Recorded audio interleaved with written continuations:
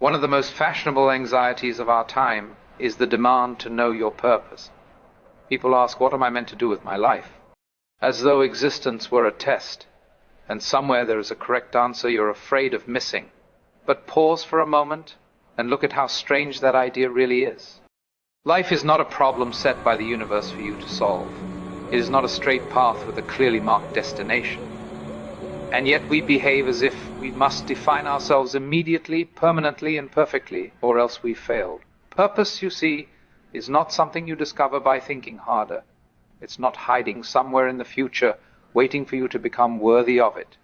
Purpose is something that unfolds naturally when you are fully alive in the present. Think of a cat.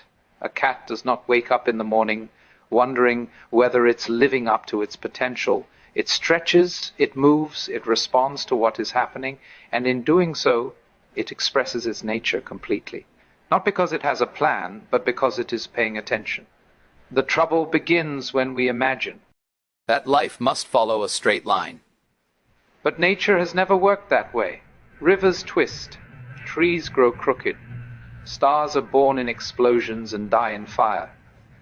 And yet somehow all of this apparent chaos fits together in perfect harmony. When you force yourself to know exactly where you're going, you miss what's happening now.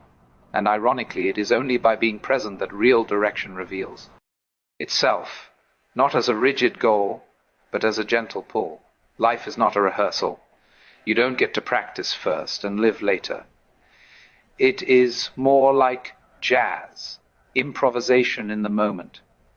And you cannot improvise if you are constantly worried about whether the melody is correct. You have to listen. You have to respond. You have to trust that something intelligent is happening through you. So relax your grip. Oh, the future, allow yourself to be unfinished. Permit your life to surprise you. You do not need to see the entire path. You only need to take the next step with awareness.